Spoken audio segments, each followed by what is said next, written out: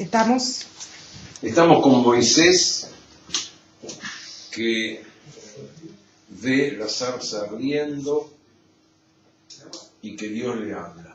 Y es entonces que la pregunta antes del café fue: ¿qué es lo que pensamos cuando el texto habla o escribe o nos dice Dios habló, Dios escuchó, Moisés o quien sea le habló a Dios? ¿De qué estamos hablando?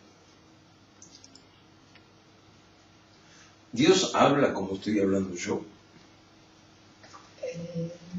No, o sí y no. Porque cuando usó a los profetas hablaban en nombre de Yahvé. Por acontecimientos, por sí. Vamos por orden. Vamos a la pregunta que estoy haciendo. ¿Habla como estoy hablando yo en este momento? ¿Habla con palabras? ¿Tiene boca? ¿Dice palabras? No, yo no lo sé.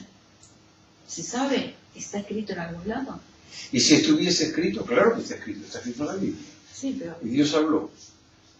Dios habló, sí. Porque cuando... ¿Tiene boca? Miramos a dónde vuelvo. Tiene boca.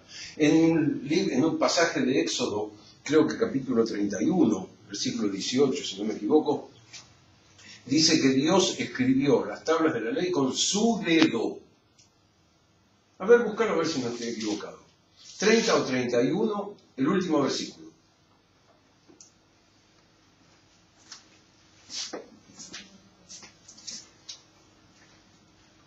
Cuando Dios terminó de hablar Acá, con ¿sí? Moisés en el monte Sinaí, le dio las 2 tablas del testimonio escritas por el dedo de Dios. El dedo de Dios. ¿Dios tiene dedos? Es un símbolo para mí. A ver, gente, pongámonos de acuerdo o en desacuerdo, pero veamos qué estamos diciendo cuando estamos diciendo lo que decimos. Dios habla, tiene boca como tenemos nosotros, y habla como estamos hablando nosotros. Eso es lo que... vuelvo un poco para atrás. Pentateuco, el concepto antropomórfico de Dios. Dios se enoja. Dios se enoja y trae el diluvio. Dios se enoja porque la gente lo hizo poner nervioso. ¿Pensamos en Dios como si fuese un ser humano como cualquiera de nosotros? No es para estar de acuerdo o para estar en desacuerdo. Yo no puedo opinar, pero tengo mi opinión formada. Para mí él se vale de sus emisarios, como dice usted, y se vale de Pero de vuelta, mujer, seres humanos. dice el texto que Dios se enojó. Cuando, ya vamos a llegar, pero me anticipo un poco, cuando hacen el becerro de oro, Dios se enoja y quiere hacerlos de goma. ¿Dios se enoja? Preguntas. ¿Dios tiene dedos, como dice el texto? ¿Dios habla como estoy hablando yo? Tuve un maestro, le voy a mover el piso, Sí. Tuve un maestro que dijo, Dios no existe. ¿Qué opinan? ¿Para él? Para él. Para mí sí existe.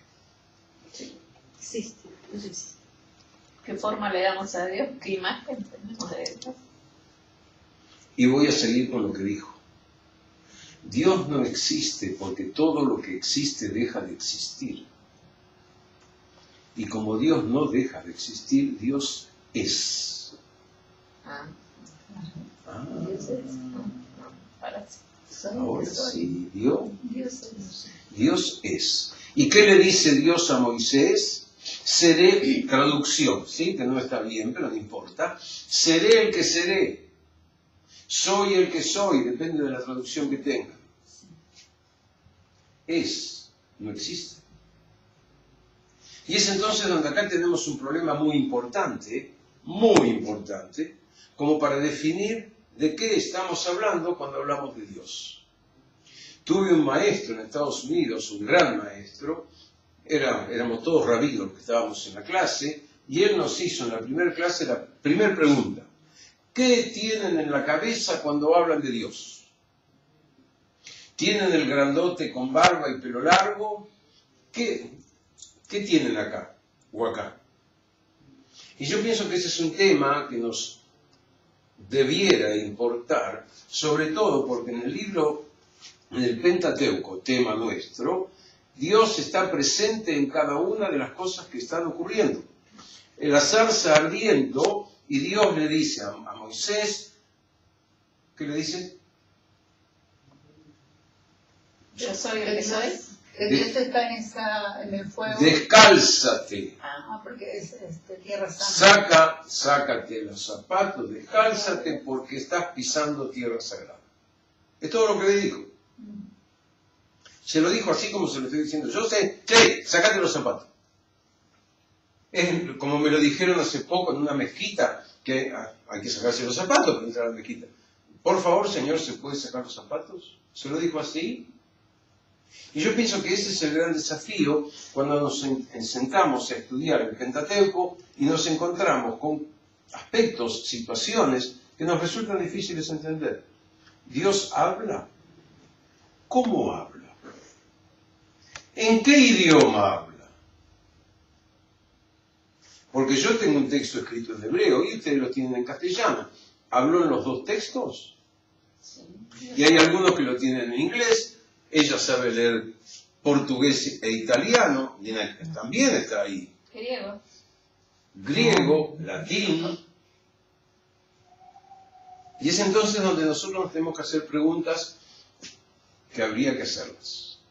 Dios le dice a Moisés, descálzate para ver lo que está ocurriendo. Y acá comienza un diálogo. Por eso todo el tema de la pregunta. Hay un diálogo entre Dios y Moisés, en el cual Dios le está ordenando, indicando, sugiriendo, eligiéndolo para que vaya a liberar a esa gente que está en una situación de angustia. Y Moisés nos llama la atención, pero no le contesta en forma inmediata a Dios, siempre listo, aquí voy. No. Empieza a dar un cúmulo de excusas por las cuales él no quiere ir. Y es entonces que hacen preguntas, ¿por qué Moisés no le dice a Dios de inmediato, sí voy, contá conmigo? Algunos dicen que por humildad, algunos decimos que por miedo. Ser humano. Tiene miedo, ¿a dónde me mandas? Y es ahí cuando Moisés le pregunta a Dios, si ellos me van a preguntar quién me manda, ¿qué les digo? Y es ahí que Dios le contesta, diles que te manda, yo soy el que soy. Y es entonces que ahí comienza todo un proceso que tiene que ver con tratar de transmitirle a esa gente, y que Moisés también lo aprenda, el concepto del monoteísmo. Porque nos vamos a encontrar con situaciones muy interesantes, que no sé si ustedes las conocen, y si no las conocen se las voy a contar. Moisés va a este lugar, habla con el rey, y le pide que que deje salir a la gente que está ahí trabajando, esclavizada aparentemente, para que puedan ir a honrar a Dios. Y el rey le dice no. Y ocurren situaciones que tienen que ver con 10 plagas. ¿Conocen la historia? Sí.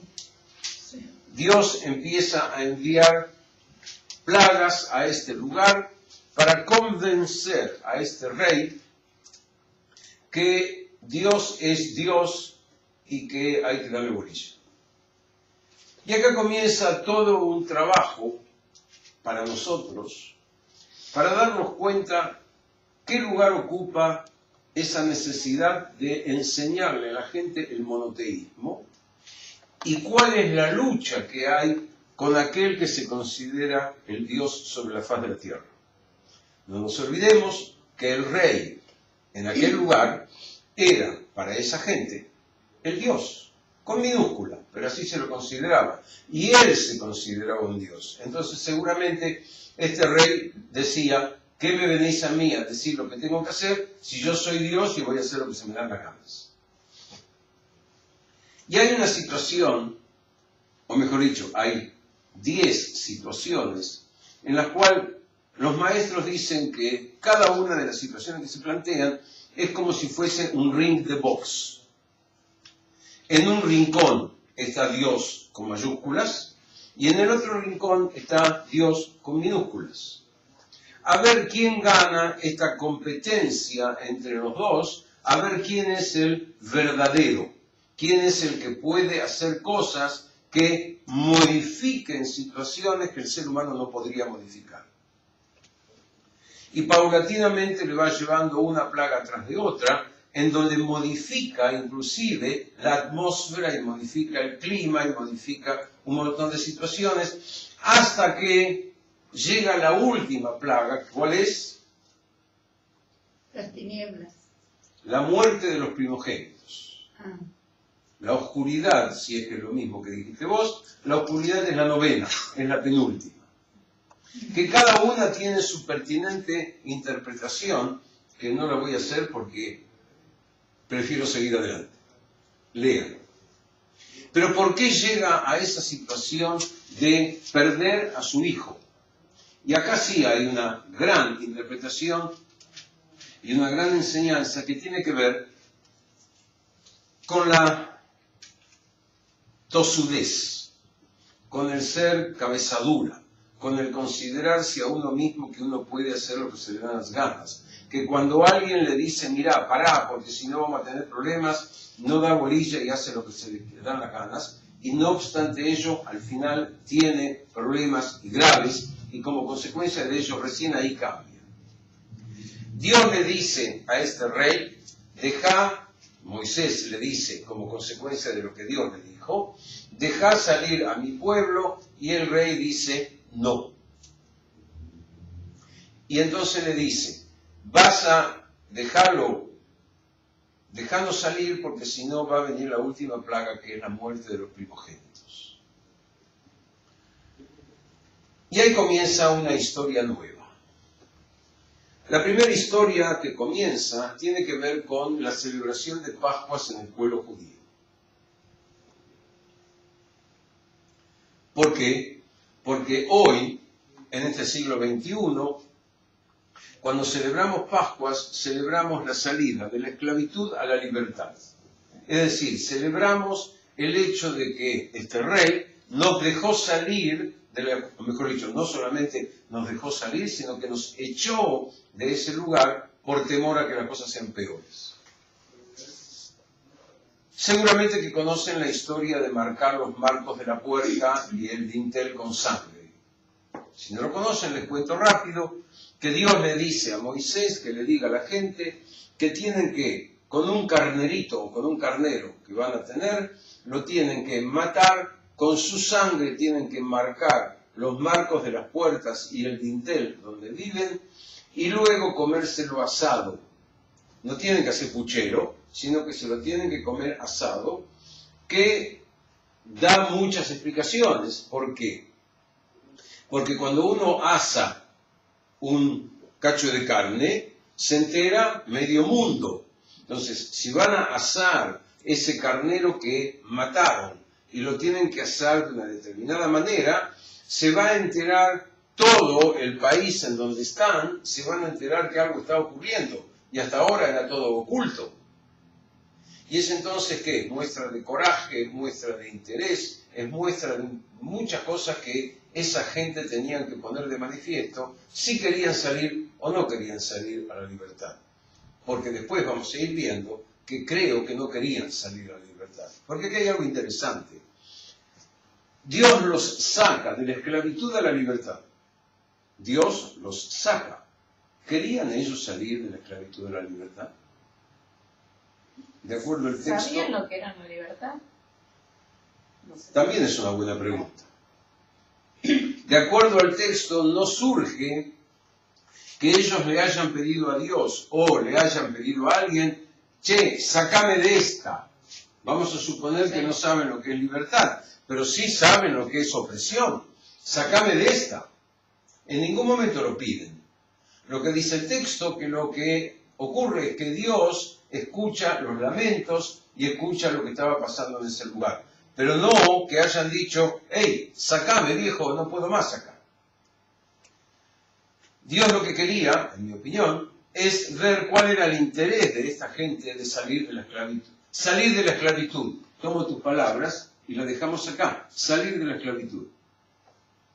Por ende, el asar el carnero implicaba poner de manifiesto, sin palabras, que aquí está ocurriendo algo.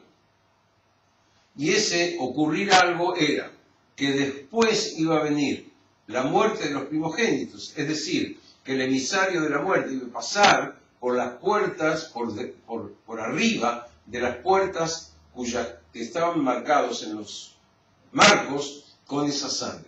Ese era el elemento identificatorio para que el ángel de la muerte en esa casa, en ese lugar, no castigase al primogénito que estaba dentro. ¿Por qué? Porque murieron todos los primogénitos. El primogénito del rey, de los que estaban en la cárcel, de los animales, de la servidumbre, el primogénito de todo el mundo. Y es entonces que como consecuencia de ello, y es la enseñanza que nos deja a nosotros, tengo que llegar a esa situación extrema en mi vida para darme cuenta que recién ahí tengo que aflojar. Preguntas. Me dijeron que tengo que dejar de fumar. ¿Voy a dejar de fumar cuándo? Cuando ya salga del quirófano. Y ustedes saben que estoy hablando, y vos sabés de eso mucho más que yo, que a mucha gente, y yo lo he vivido, en decirle deja de fumar y me terminó diciendo el médico me dejó fumar. Había salido del quirófano en una operación de pulmón.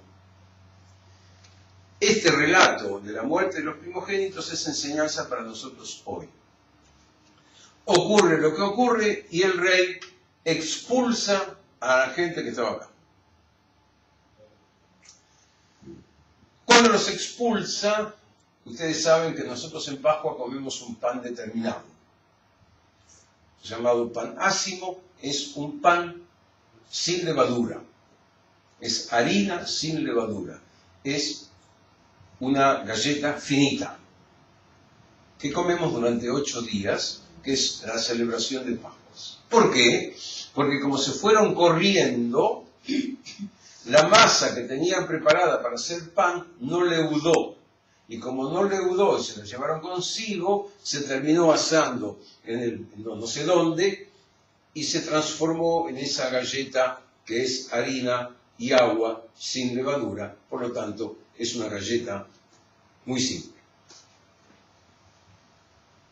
Se fueron, rajando. ¿Quiénes se fueron?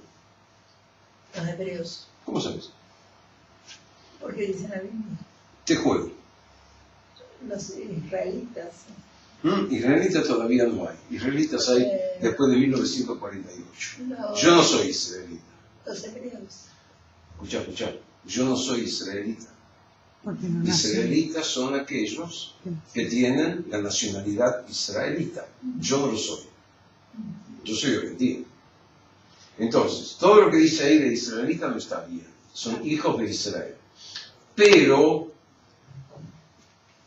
no sabemos quiénes se fueron. No lo sabemos.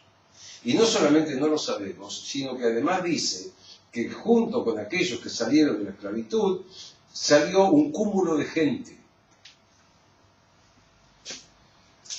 ¿Qué es? Éxodo 18, 19, ¿por dónde andaba?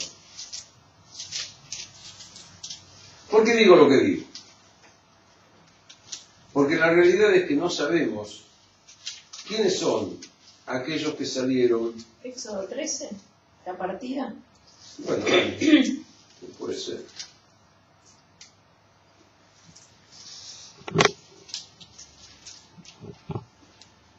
Y sí, 13, claro.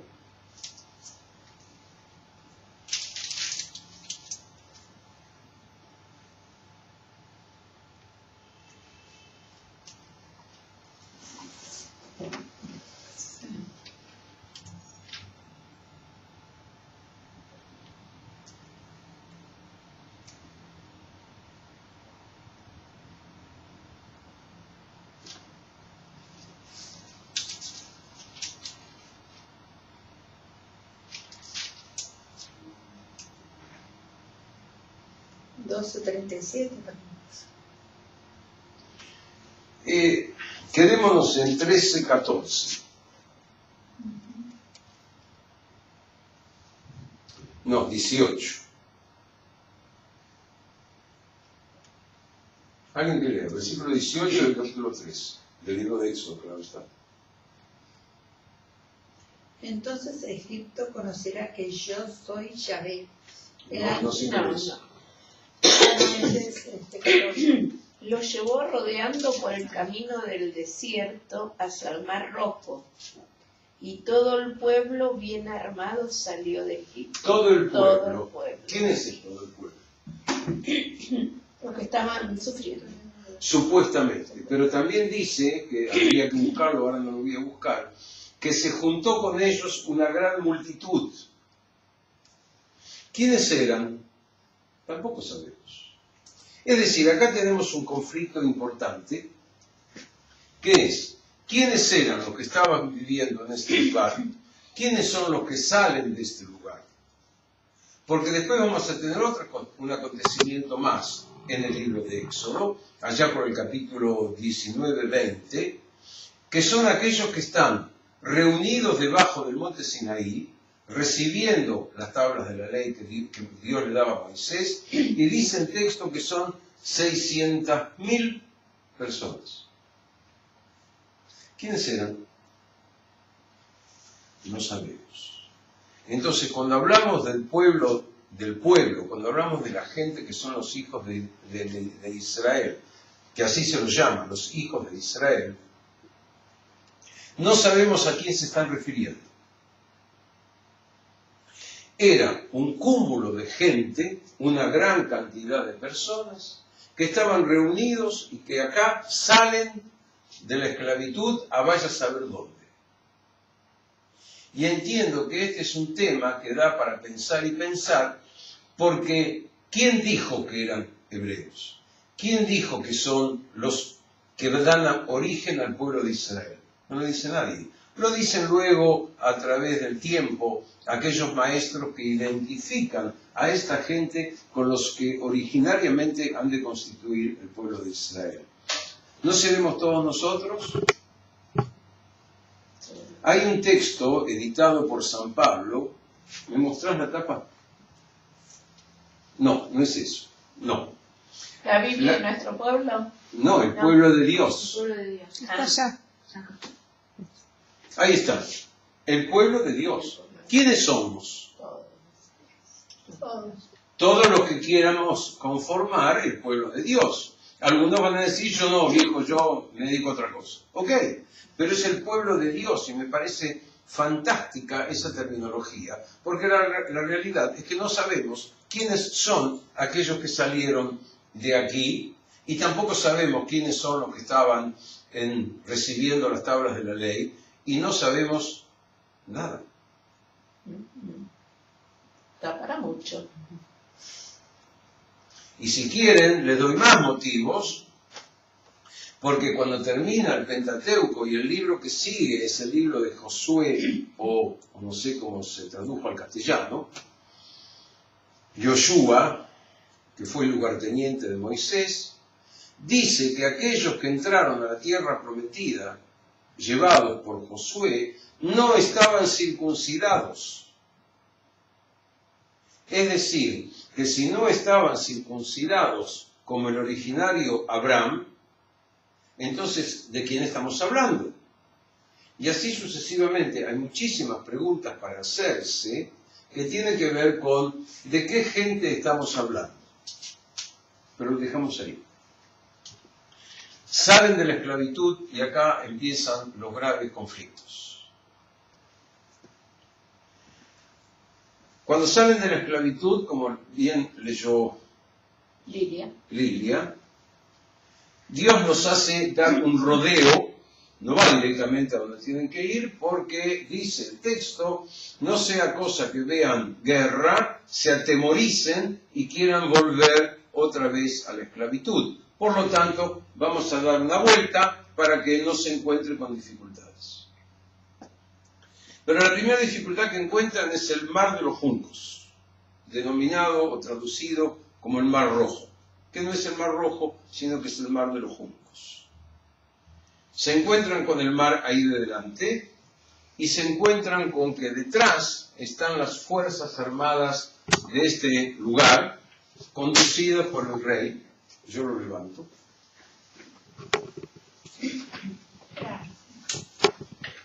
Y es entonces que le plantean a Moisés y se lo dicen con todas las palabras: ¿para qué nos sacaste?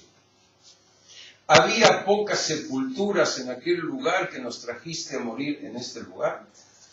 Queremos volver a donde estábamos, porque donde estábamos fenómenos. Y también todo esto es una gran enseñanza para nosotros hoy, en qué medida enfrentamos la dificultad cuando se nos presenta, como para poder enfrentarla, vencerla seguramente, porque Dios está con nosotros, lo vimos hace un rato, y seguir adelante. Y es entonces donde el texto dice que Moisés le clama a Dios, y Dios le contesta: ¿qué me echas? ¿Qué me hablas a mí? Caminen para adelante. Que se pongan en marcha. Que se pongan en marcha, camina para adelante. Toma la vara que tienes en la mano, el bastón que él llevaba para apoyarse en donde, y marca sobre el agua, y se van a abrir en dos y van a poder pasar por tierra seca. Dicen los que saben que las aguas se abren como se abrieron en dos cuando el primer hombre se tiró al agua. Es decir, la solución al problema, dicho en otros términos, no en términos bíblicos, la solución al problema aparece cuando uno lo enfrenta y cuando uno tiene el coraje de hacer lo que hace falta hacer para esa situación. Obviamente pasan por la tierra seca. Los soldados con sus carros, caballos y armas que venían detrás entran al mismo lugar donde habían entrado estos hombres que salieron de acá. Y Dios hace volver las aguas a su lugar y todos aquellos que perseguían a esta gente mueren ahogados.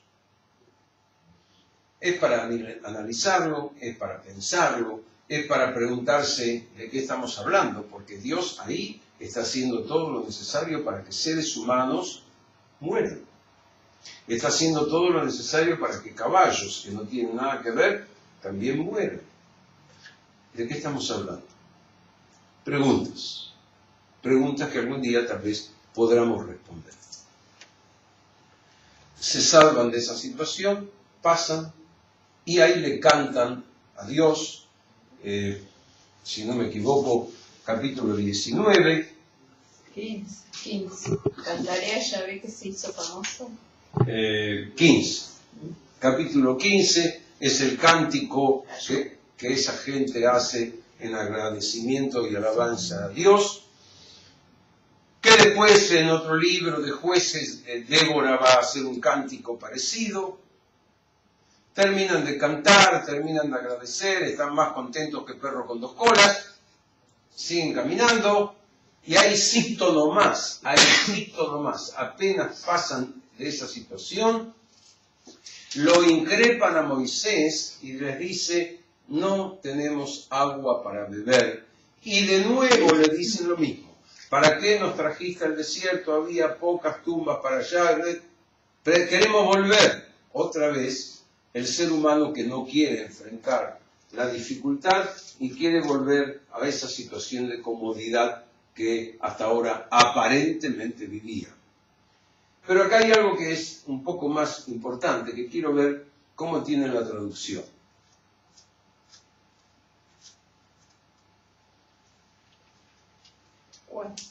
Momentito.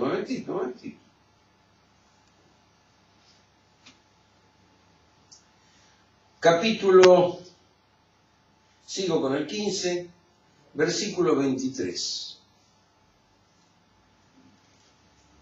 Perdón, versículo 22. 22 y 23. Quiero ver cómo lo tienen traducido. Moisés hizo partir a los israelitas del Mar Rojo y fueron al desierto de Sur Allí anduvieron 3 días por el desierto sin encontrar agua. Ok, no encontraron agua, ¿sí? Seguimos. Llegaron a Mará, pero no pudieron beber de sus aguas porque eran amargas. Por esto se llamó aquel lugar Mará, Un momentito, ¿eran amargas qué? el agua. No pudieron tomar. Inolora, incolora e insípida. Así me enseñaron en el colegio primario. Claro. Eran amargas, y acá la gran interpretación que se hace es, ¿eran amargas las aguas o eran amargas las almas de los seres humanos? Ahí está. ¿Quién la recibía? Estaba mal. Porque ¿cómo se endulzan? De acuerdo a lo que está escrito acá, le tiran una rama, le tiran un árbol, le tiran algo y las aguas se endulzan. Es decir, ¿qué es lo que tenía esta gente que salió de este lugar de opresión? ¿Qué tenían en sus almas? Amargura. Amargura. Todavía tenían la opresión en ellos. No sabían la otra vida. Dicen nuestros maestros, es muy fácil salir de la esclavitud, pero es muy difícil sacarse la esclavitud de adentro de uno. Y por eso las aguas están amargas, porque ellos están amargos. Y entonces acá aparece de nuevo el nuevo milagro de Dios, porque acá estamos viendo que hay milagros tras milagros. 10 milagros ocurridos en este lugar donde estaban en opresión. Salen, los echan o como quieran, se abren las aguas, otro milagro, pasan por el lugar seco, vuelven las aguas, otro milagro, se encuentran milagros tras milagros, tras milagros, tras milagros, visto por esta misma gente. Y lo digo para que nos acordemos, para que cuando vayamos a otro pasaje bíblico, nos empecemos a acordar de cuántos milagros vemos los seres humanos hoy y todavía preguntamos, ¿dónde está Dios? Mecha. ¿Nos vemos el martes? ¿Cuándo? Martes. El martes, perdón. Tuve un El lapsus. El próximo martes. Nos vemos el próximo martes. Gracias.